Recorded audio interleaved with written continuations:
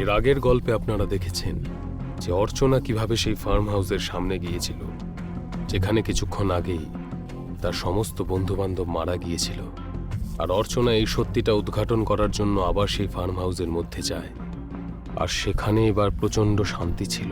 যেই farm house কিছুক্ষণ আগেই আলোয় উজ্জ্বলিত ছিল, এখন সম্পূর্ণ ম্লান হয়ে রয়েছে, যেন হাজার বছর ধরে এখানে কেউ আসেনি। আর ঠিক তখনই অর্চনা তার সামনের সিঁড়িতে কারোর উপরে যাওয়ার পায়ের আওয়াজ পায়। অর্চনা কোনো কিছু না ভেবে উপরে চলে আসে আর সামনে একটা ফাঁকা ঘরের ভেতর এসে ঢোকে।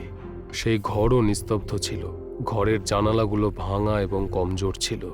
ঠিক তখনই অর্চনা সেই জানালার বাইরে দেখতে পায়, আর সে দেখতে পায় তার বন্ধুরা জীবিত, আর এই বাড়ির বাইরে দাঁড়িয়ে সেই বাড়িটাকে দেখছে। আর অর্চনা যখন ঘুরে তাকায় তখন দেখে তার বন্ধুরা সোফার উপরে বসে গল্প করছে। অর্চনা ওদের দেখে বলে, তোমরা ঠিক আছো তো? এসব কি হচ্ছে? এ কথা শুনে অভিষেক বলে, আরে তুমি এরকম কথা কেন বলছো? আমরা তো কখন থেকে এখানে বসে কথা বলে যাচ্ছি। তুমিই তো আচমকা কোথায় চলে গিয়েছিলে। কোথায় গেছিলে তুমি? আরে এইসব ছাড়ো, আসো বসে কথা বলি। কোনটা সত্যি? একটু আগে আমি যেটা দেখলাম, নাকি এটা? এ সময় নেহা অর্চনার হাত ধরে তাকে সোফায় বসিয়ে দেয়, আর সবাই গল্প করতে শুরু করে আর হাসাহাসি করতে থাকে। এ সময় হঠাৎ দৌড়বেলের আওয়াজ হয়। অর্চনা চমকে যায় এবং বলে, দরজা খোলার প্রয়োজন নেই, এত রাত এখানে কে আসবে? আরে বাবা, তুমি এত ভয় পেও না, পাড়ার কেউ একটা এসেছে। দাঁড়াও, আমি দেখে আসছি। এ কথা বলে নিতিন দরজা খুলে দেয়, আর সামনে দাঁড়িয়ে ছিল রবি আর প্রিয়া। রবি বলে, দেখুন, আমাদের গাড়িটা হঠাৎ খারাপ হয়ে গেছে। এখানে আশেপাশে কোনো হোটেলও নেই। আজ রাতে কি আমরা আপনার এখানে থাকতে পারি? এ সময় সে একটা ভয়ঙ্কর গলায় বলে, হ্যাঁ, অবশ্যই থাকতে পারেন। আমরাও সবাই এখানে থাকছি। মানেটা কি? ওর তো মজা করার অভ্যেস আছে। আমরা বন্ধুরা মিলে পার্টি করতে এসেছি, আসো এনজয় করি। এ সময় সবাই একসঙ্গে বসে খেতে শুরু করে এবং আড্ডাও মারতে থাকে। কিন্তু এই সবার মধ্যে প্রিয়া দেখতে পায় অর্চনা খুবই ভয় পেয়ে আছে, আর সে বলে, আপনাকে দেখে চিন্তিত মনে হচ্ছে, কি হয়েছে? এখানে কোনো মায়া? এ কথা শুনে নেহা বলে, আরে কিছুই হয়নি, ও একটা খারাপ স্বপ্ন দেখেছে, তারপর থেকেই চিন্তা করছে। তোমরা বসো, আমি কিচেন থেকে কোল্ড ড্রিঙ্ক নিয়ে আসছি। এ কথা বলে অর্চনা কিচেনের দিকে এগিয়ে যায়। আর যখন সে কিচেনের দিকে এগিয়ে যাচ্ছিল, দেওয়ালে টাঙানো একটা আয়নাতে সে সম্পূর্ণ সোফাটা দেখতে পায়। কিন্তু আর একটু ভালো করে দেখার সঙ্গে সঙ্গেই অর্চনা প্রচণ্ড ভয় পেয়ে যায়। সে আবার আয়নার কাছে এসে ঘুরে নিজের বন্ধুদের দেখে। স্বাভাবিকভাবে দেখলে সবাইকেই দেখা যাচ্ছিল, কিন্তু আয়নায় তাকানোর সঙ্গে সঙ্গে তার বন্ধুদের নেই। অর্চনা তার বন্ধুদের মৃতদেহ দেখতে পাচ্ছিল। সবার মাথা থেকে রক্ত পড়ছিল, কারো কারো চোখ ছিল না, আবার কারো মাথাই ছিল না। এটা দেখে অর্চনা জোরে চিৎকার করে ওঠে।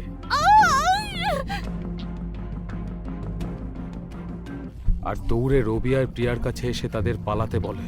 ওঠো, ওঠো এখান থেকে, আর তাড়াতাড়ি পালাও, তাড়াতাড়ি পালাও, না হলে সবাই মরে যাব। এ কথা শুনে রবি আর প্রিয়া কিছুই বুঝতে পারে না, কিন্তু অর্চনার বন্ধুদের মুখ, যেটা একটু আগেই হাসিময় ছিল, হঠাৎই রাগান্বিত হয়ে ওঠে। তাদের চোখ লাল হয়ে যায়। রবি, প্রিয়া আর অর্চনা সেখান থেকে পালাতে শুরু করে। তারা সবাই গেটের দিকে দৌড়তে শুরু করে। প্রিয়া আর অর্চনা গেট থেকে বাইরে বেরোতে পারলেও রবি বেরোনোর আগেই দরজা বন্ধ হয়ে যায়। আর তারপরেই রবির চিৎকারের আওয়াজ ভেসে আসে, আর দরজার সামনের মাটি রক্তে ভেসে যায়।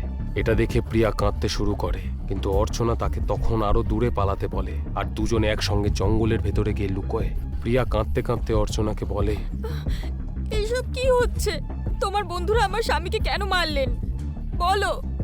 ওরা আমার বন্ধু নয়, ওরা তো মায়া, যে আমার বন্ধুদের রূপ ধারণ করে আমাকে এতক্ষণ পর্যন্ত তাদের জালে ফাঁসিয়ে রেখেছিল। ওই মায়া সবার রূপ ধারণ করতে পারে। যদি সত্যি নিজেকে বাঁচাতে চাও, তাহলে কাউকে বিশ্বাস করো না, বুঝেছো? আর ঠিক তখনই একটা আওয়াজ আসে। প্রিয়া, কোথায় তুমি? আমাকে বাঁচাও, ওই মায়া আমাকে মেরে ফেলবে, বাঁচাও আমাকে। মনে হচ্ছে ওই মায়া আমাদেরই পিছু নিয়েছে। না, এটা আমার স্বামী রবির গলা, এটা ওনারই আওয়াজ। ওকে বাঁচাতে চলো আমার সাথে।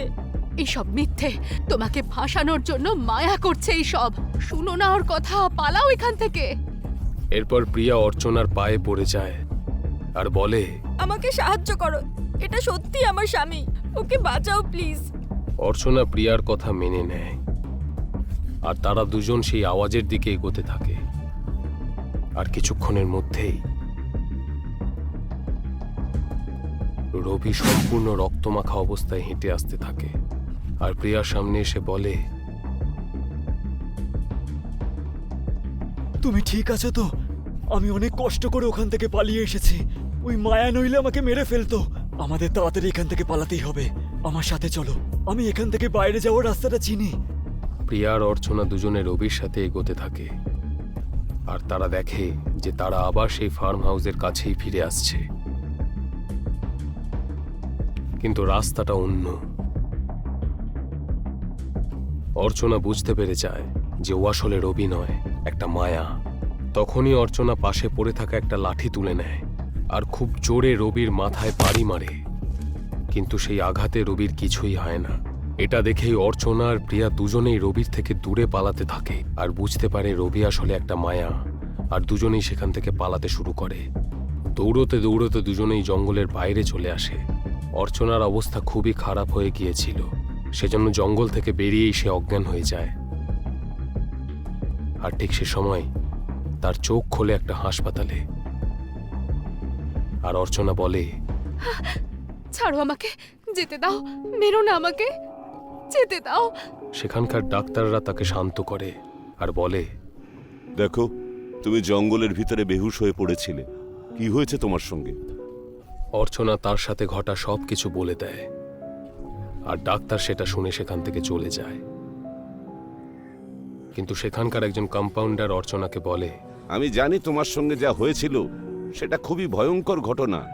ভালো হয়েছে তুমি ওখান থেকে বেঁচে ফিরেছো। তখন অর্চনার মনে পড়ে যায় তার সাথে প্রিয়াও ছিল।